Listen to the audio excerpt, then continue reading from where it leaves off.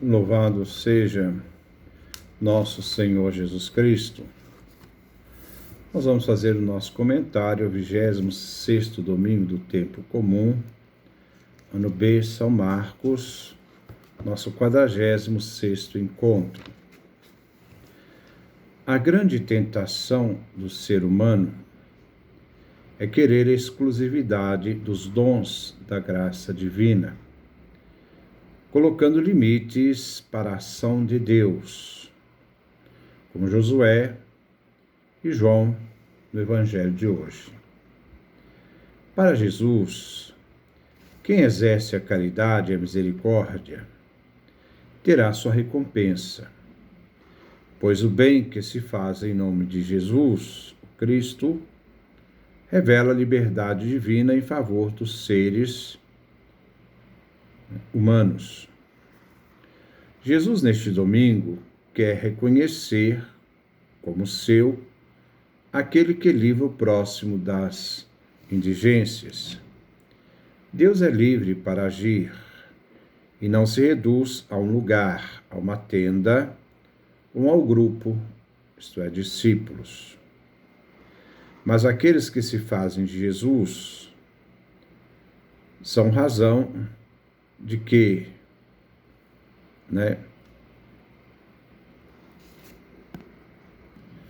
são então chamados a ter um compromisso com Jesus na liberdade de agir. A forma de nos relacionarmos com os mais fracos e últimos revela a fé e a pertença a Cristo Jesus. Jesus sempre nos diz que é do coração do ser humano que procedem os pensamentos, as intenções, que dão sentidos aos atos cometidos, isto é, realizados.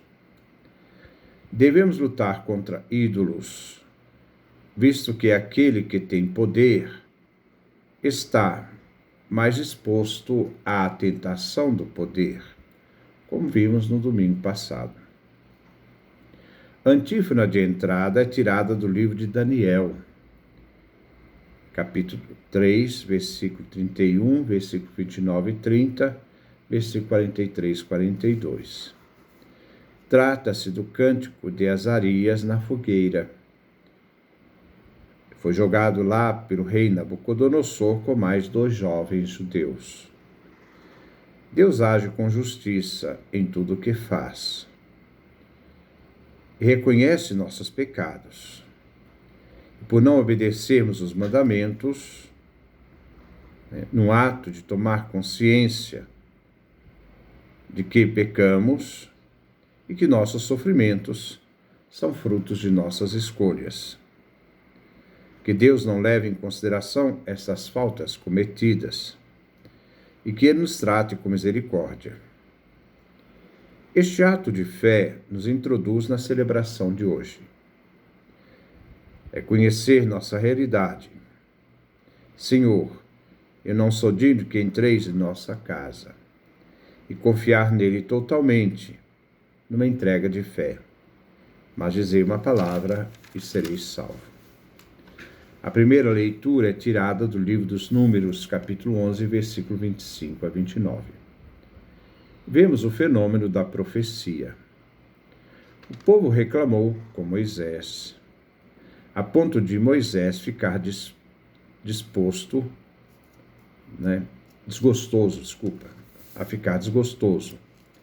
e buscar então em Deus uma resposta. Ele, Moisés, sentiu o peso da função. Deus então propõe repartir a liderança de Moisés com 70 anciãos. A liderança, assim, não ficaria ligada a uma só pessoa, mas deveria ser dado este encargo a representantes legítimos do povo. Números capítulo 11, versículos 16 a 17. Mas 2 dos escolhidos, Eldad e Medad, não estavam na tenda e começaram a profetizar. Moisés foi informado do ocorrido e Josué quis impedir que eles também profetizassem. A resposta de Moisés coloca em evidência que a tenda não limita a ação divina. Moisés reconhece o espírito profético de Eldade e Meldade, revelando a independência do serviço profético da ação do Espírito Santo. É uma forma de entender que aqueles que querem submeter o profetismo ao controle institucional não têm razão de ser. A ação divina está para além do controle da instituição. Assim, o reino de Deus está no mundo. A igreja é o canal privilegiado do reino de Deus, mas não é exclusivo. O reino de Deus, a ação divina, está para além das estruturas da igreja institucional. Justino, na sua segunda apologia, fala das sementes do verbo, presentes em outros povos e culturas, filosofias. Embora não tenham o verbo palavra total, revelado e presente na igreja, as sementes do verbo ultrapassam as fronteiras da igreja, como ultrapassou a tenda de reunião, onde estava Moisés e os anciãos. O salmo responsorial é o Salmo 18, 19. É um cântico de louvor ao Deus Criador e legislador, e é do período do pós-exílio da Babilônia. O refrão foi tirado do versículo 9a. A lei do Senhor é perfeita, alegria ao coração. O Senhor deu ao seu povo escolhido a Torá, aliança feita com seu povo. Deus, ao dar a sua lei, a deu plenamente, e esta lei revela a perfeição dos mandamentos. Aquele que observa os mandamentos vê alegre a sua vida, seu coração, pois ao observá-los, os mandamentos, ele se alegra.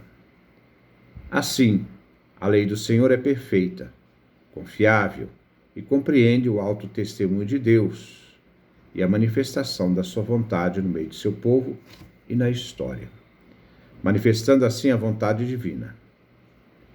A primeira estrofe é tirada do versículo 8. O versículo 8 inicia o cântico ao Deus legislador, revelado em sua palavra. Aqui nos dá o conhecimento da ação de Deus por meio desta palavra. Nele encontramos a perfeição, o conforto para a vida, sua fidelidade e sabedoria dos fiéis observantes da lei, isto é, os humildes, faz com que eles vivam firmes, confiantes no Deus que acreditam. A segunda estrofe é tirada do versículo 10. Neste salmo, o salmista expõe o que a lei é para o fiel, que ama seus mandamentos. Desde o versículo 8, o salmista expõe: a lei de Deus é perfeita, ela dá a vida, ela é segura, é reta, a lei é límpida, ela é pura. Como diz o salmista nesse versículo 10, é verdade. A lei é verdade. Aqui se revela a lei manifestada em tudo o que significa para o fiel. A terceira estrofe é tirada dos versículos 12 e 13. O salmista, diante de tudo o que significa a lei do Senhor, procura ser pio, fiel à aliança, da certeza de que Deus, que tudo conhece, perdoa os pecados mais escondidos.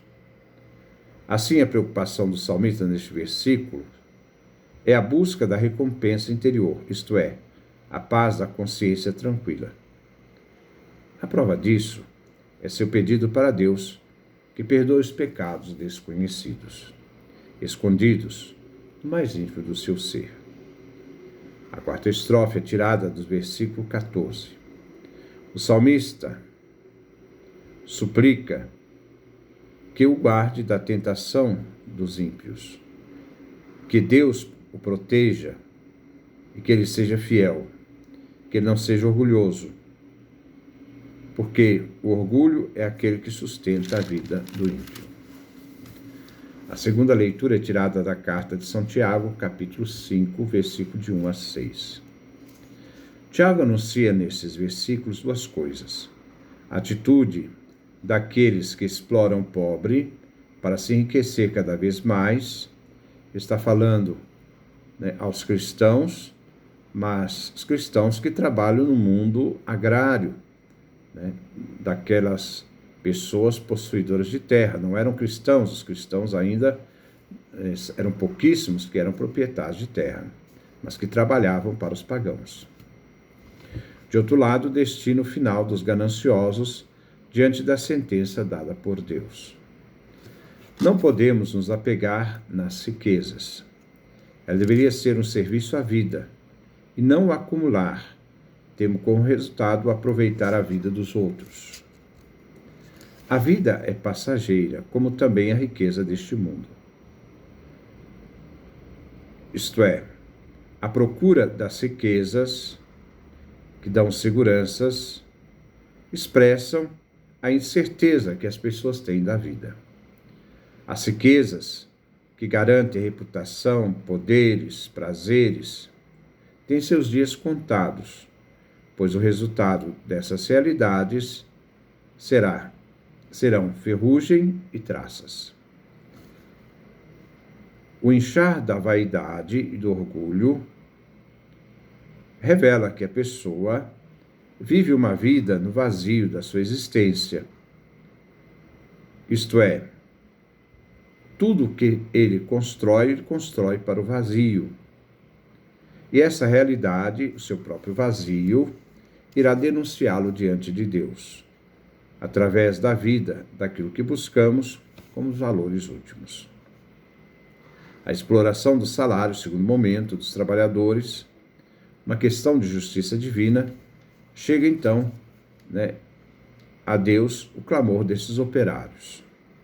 O salário trabalhado e garantido pela lei mosaica deve ser pago no final do dia. Se não for assim, o empregado e sua família estaria condenado a passar fome. Porque o salário era para alimentar o dia. É lesar o operário de seu sustento para viver, condenando-os injustamente. Os ricos, aqueles que se enriquecem com a pobreza dos outros, era uma denúncia aos senhores de terra pagãos daquela época, não se importam com o direito e a justiça. Temos que ver aqui que não se deve condenar todos os ricos, pois tem aqueles que não se enriquecem explorando o pobre. Nós vemos também, Zaqueu era rico, destruiu metade dos bens e, no entanto, não deixou de ser pobre. Não é fomentar o ódio ao rico, mas alertar para que a questão do justo salário e a vida dos trabalhadores e suas famílias sejam observados através de um justo salário. Mas servir-se do outro para aumentar a fortuna a todo preço revela uma grande injustiça. Usar do poder para condenar o pobre. Principalmente hoje, usar do poder político para se enriquecer. O mesmo vale para os agiotas, que aproveitam da necessidade do outro para explorá-lo. Toda riqueza tem de pagar uma hipoteca social, dizia João Paulo II. São Tiago fala aqui dos latifundiários pagãos que exploravam os cristãos que trabalhavam suas terras e que em algumas situações esses donos de terra não tinham nenhuma simpatia com a vida dos cristãos.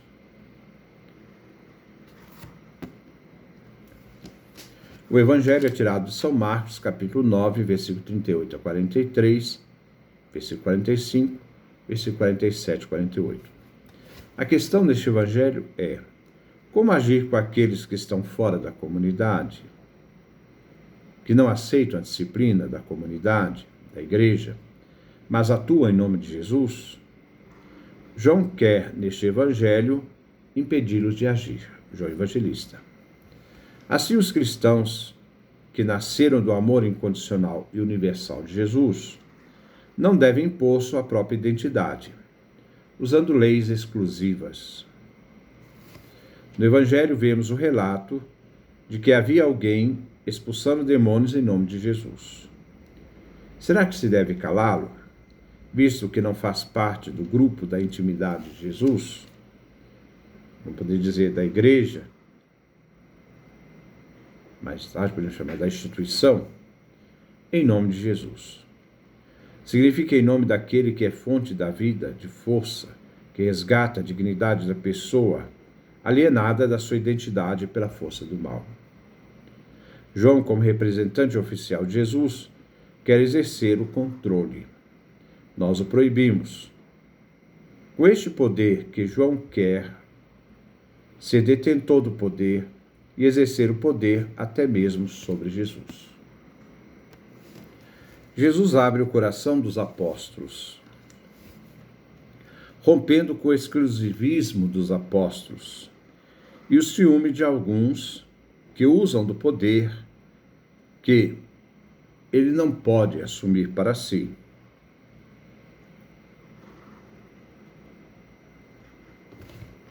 Agora, eles diziam, ele não pode fazer assim porque não faz parte do grupo de Jesus, então por isso nós devemos calá-lo.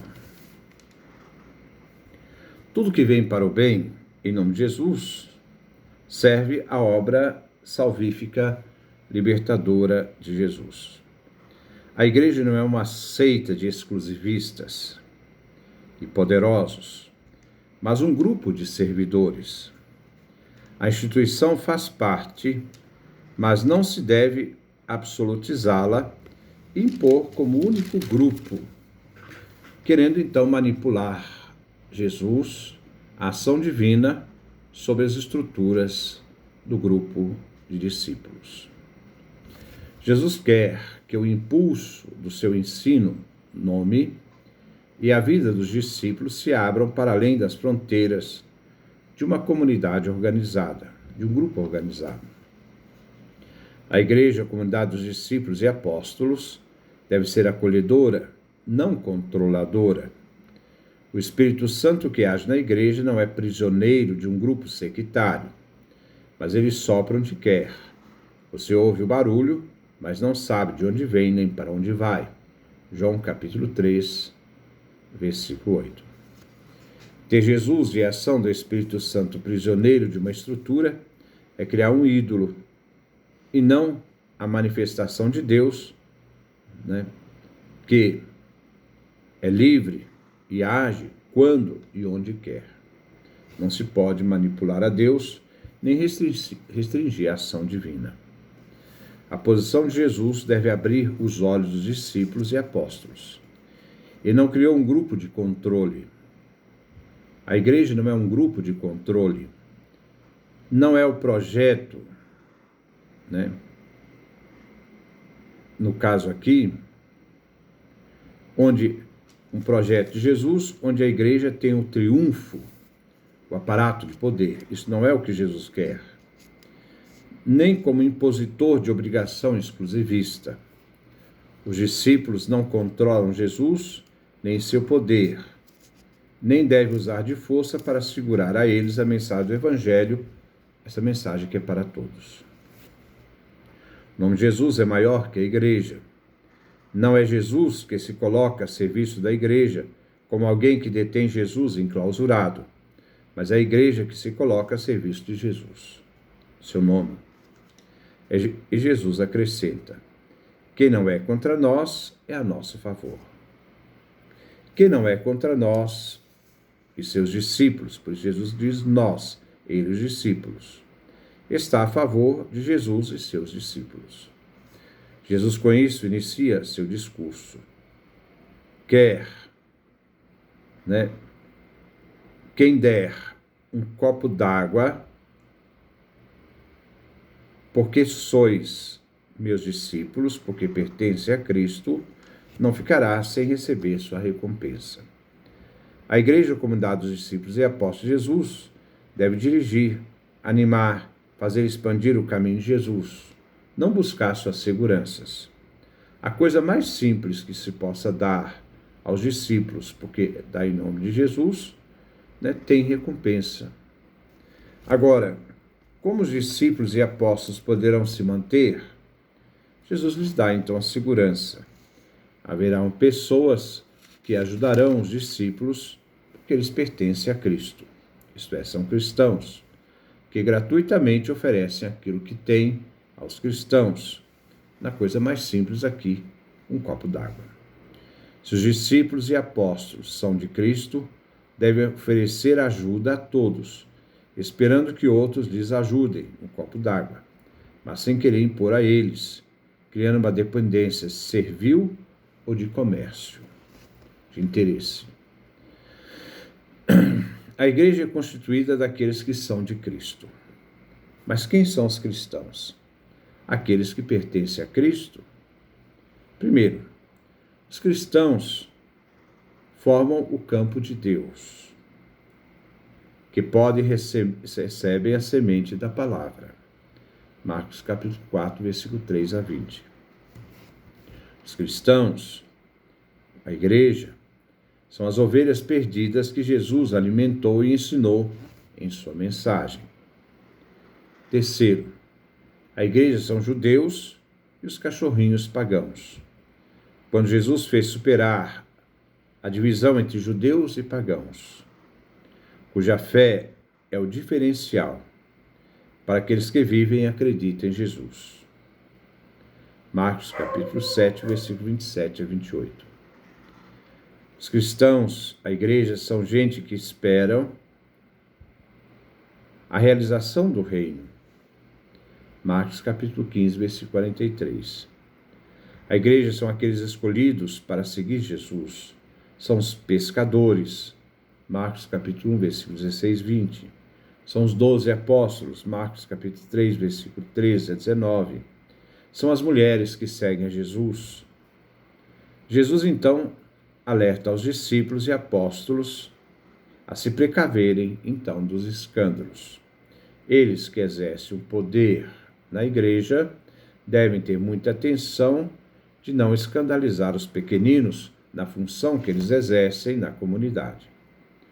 A igreja é uma instituição a serviço dos pequenos. Marcos capítulo 9, versículo 33 a 37. Não se pode controlar o nome de Jesus. Não se deve, pois, escandalizar os pequeninos que creem. Estes não estão fora da igreja, mas os que estão dentro da igreja, aqueles que creem, quando eles correm o risco de ser marginalizados e controlados pelos grandes, que usam do evangelho para impor-se aos fracos e menores, a impor um poder pelo poder, não o verdadeiro poder da igreja, que é o serviço. Quem quiser ser o maior, seja o servidor de todos. Há uma distinção entre aqueles que